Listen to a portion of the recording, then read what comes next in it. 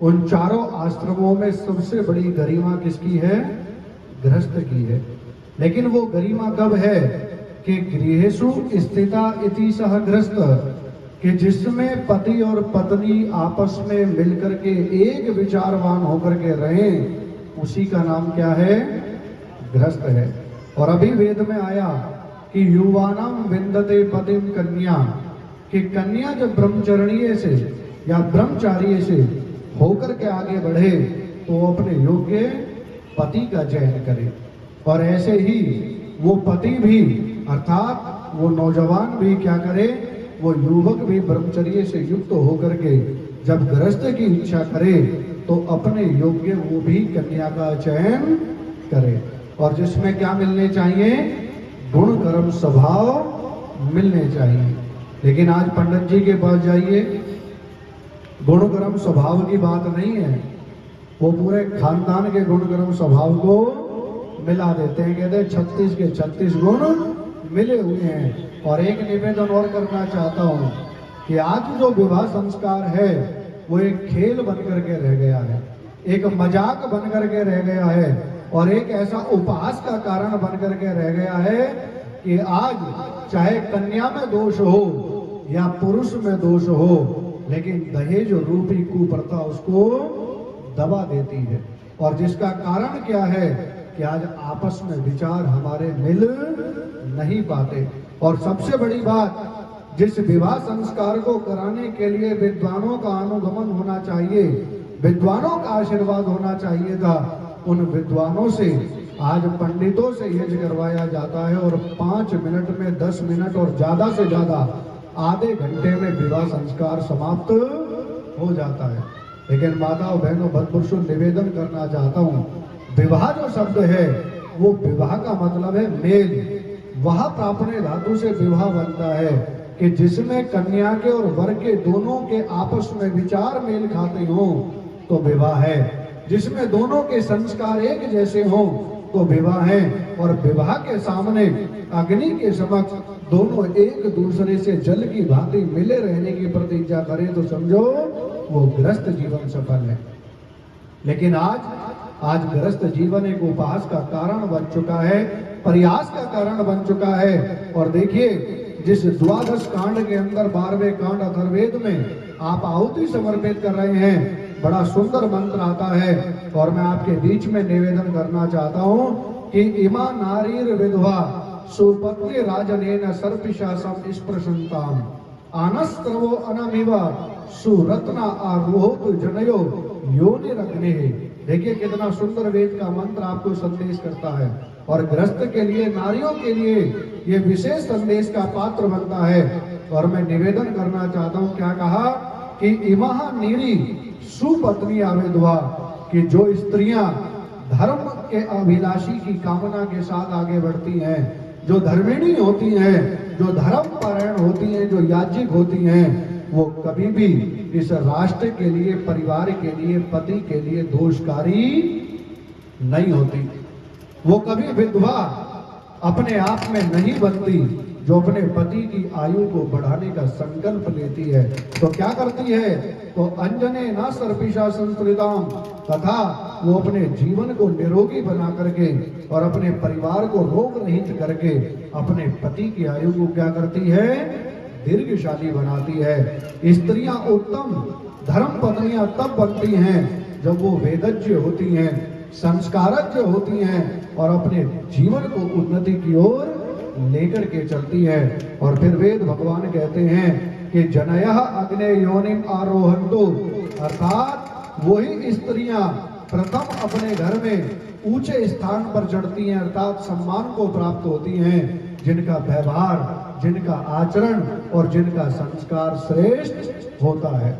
वो स्त्रियां नहीं जो अपने पति के आगे बोलती हो, अपने माता पिता के आगे बोलती हो और उनसे आगे कदम बढ़ाने का कार्य करती हो। क्योंकि जब विवाह संस्कार होता है तो वहां क्या कामना आती है कि मैं उस पथ पर चलूं जिस पथ पर मेरा पति चलता है। और क्या कहती है, मम चित्तम अनुचित्तम अस्तु मम वाचम एक मना जुसस्वा, कि हे भगवान मेरा मन मेरे पति के साथ मिला रहे, मेरी वाणी मेरे पति के साथ मिली रहे, मेरा तन मेरे पति के साथ मिला रहे, मेरा मन मेरे पति के साथ मिला रहे, मेरा चित्त मेरे पति के साथ मिला रहे। और मम जुसस्व अर्थात एक वाणी वाले होकर के हम दोनों मिलकर के गृहस्थ जीवन को कैसा बनाएं, स्वर्गशाली बनाएं। लेकिन आज के गृहस्थ में और आज से लगभग हजारों वर्ष पुराने गृहस्थ में जमीन आसमान का अंतर है। और आज वाला गृहस्थ कैसा कि एक पत्नी अपने पति को तेल लगा करके चली गई, उसने सर में मालिश करी और तेल की मालिश करके चली गई। जैसे ही उसने थोड़ी देर मालिश करी पति को आनंद आने लगा, लेकिन जैसे ही वो आनंद आया शरीर में उनके सिर में चैन पड़ा तो क्या कहना चाहता हूं कि वो छोड़ करके अपने काम में लग गई। उसने सोचा कि थोड़ी देर में आ जाएगी, जो रही सही मालिश है वो पूरी करके चली जाएगी। 1 घंटा हो गया, 2 घंटा हो गया, 3 हो गया, 4 हो गया, 5 घंटे बीत गए और अंत तो गत्वा पूरी सायंकाल आ गई, लेकिन वो पत्नी वापस नहीं आई। अपने कार्यों में लगी रही, अपने परिवार में बच्चों को देख रेख में लगी रही, साफ सफाई में भोजन साधन में लगी रही।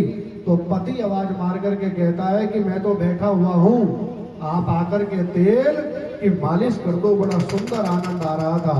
तो वो पत्नी रसोई में से कहती है कि भगवान पति परमेश्वर, आज मैंने मालिश के लिए तेल नहीं लगाया था। तो पति बड़े आश्चर्य से पूछता है कि क्यों लगाया था, किस कारण से लगाया था। वो कहती है कि आज शनिवार है और मैं जब पंडित जी के पास गई तो उन्होंने कहा था कि इसके ऊपर शनि चढ़ा हुआ है। क्या चढ़ा हुआ है, शनि। और आज आपने देखा होगा, तो जी माताओं बहनों, देखा है आपने कि शनिवार को क्या करते हैं, ज्यादातर अज्ञान अंधविश्वास में तेल चढ़ाते हैं। किस पर, काले भाटे पर। और तेल चढ़ा करके हम क्या करते हैं, हम शनि को शांत करते हैं। लेकिन याद रखना, उस परमपिता परमात्मा का नाम शनि है। शनै शनै चलति गच्छति जगतम प्राप्नोति ति सह शनै, कि जो धीरे धीरे परमपिता परमात्मा इस जगत का निर्माण करता है, संचालन करता है, इसलिए उस परमात्मा का नाम क्या है, शनि है। उसे तेल की जरूरत नहीं है, उसे घी की जरूरत नहीं है, उसे मेवे मिठाई की जरूरत नहीं है। वो तो सारे संसार को देता है और सारे संसार का पालन करता है। तो जैसे ही शनि की बात आई और पति के कानों में पड़ा कि मेरी पत्नी तो मजाक करके चली गई, उसने तो शनि को आज मेरे ऊपर जो चढ़ा हुआ था उस अंधविश्वास के कारण तेल लगा के चली गई। वो मन ही मन कहने लगा कि देवी जी, मैं आपका धन्यवाद करता हूँ कि आपने तेल तक ही सीमित रखा, और पंडित जी का भी धन्यवाद करता हूँ।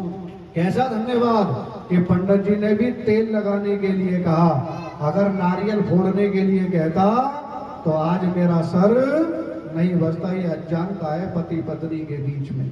अरे पत्नी और पति का वो आदर्श है कि जिसको आप वेदों में पढ़ेंगे तो हृदय गदगद हो जाएगा, हृदय से आपके गृहस्थ रूपी नदियां बहने लगेंगी और जीवन का आनंद सुगम हो जाएगा। कि पतना त्रायतेति पत्नी, कि जो अपने पति को पतन से बचा दे उसका नाम क्या है, पत्नी है। और पति भी कहा कि पाति रक्षति थी पति, जो अपनी पत्नी की रक्षा करे और उसका पालन करे और उसके साथ मिलकर के गृहस्थ को अच्छा बनाए, इसलिए उसका नाम क्या है, विवाह है, पाणी ग्रहण संस्कार है। तो माताओं बहनों, अपने अस्तित्व को पहचानने का प्रयास करो। भूखे रहने से, व्रत करने से, लड़ाई झगड़े से कभी गृहस्थ जीवन उन्नत नहीं होता। अगर गृहस्थ जीवन को उन्नत करना है तो एक दूसरे के साथ व्यवहार बनाओ, एक दूसरे के साथ मेल रखो, एक दूसरे के प्रति सम्मान रखो, एक दूसरे के प्रति अपने जीवन को बनाने का प्रयास करो। और मैं निश्चित कहना चाहता हूं कि एक दिन आपका गृहस्थ कैसा बन जाएगा, ऐश्वर्यशाली बन जाएगा, स्वर्गशाली बन जाएगा। कभी लड़ाई नहीं होगी, झगड़े नहीं होंगे, अवसाद नहीं होगा और विवाद नहीं होगा, और जीवन वेद के भाव में कहना चाहता हूं कि निरोगी बन जाएगा, शोक रहित बन जाएगा, अश्रु रहित बन जाएगा, और एक दिन जीवन कैसा बन जाएगा, सुगम बन जाएगा। तो जितना प्रयास हो सके एक दूसरे से जल की भांति मिलकर के रहें, प्रेम वर्ष मिलकर के रहें, एक दूसरे का सम्मान करके रहें, ऐसी कामना मैं परमपिता परमात्मा से करता हूं।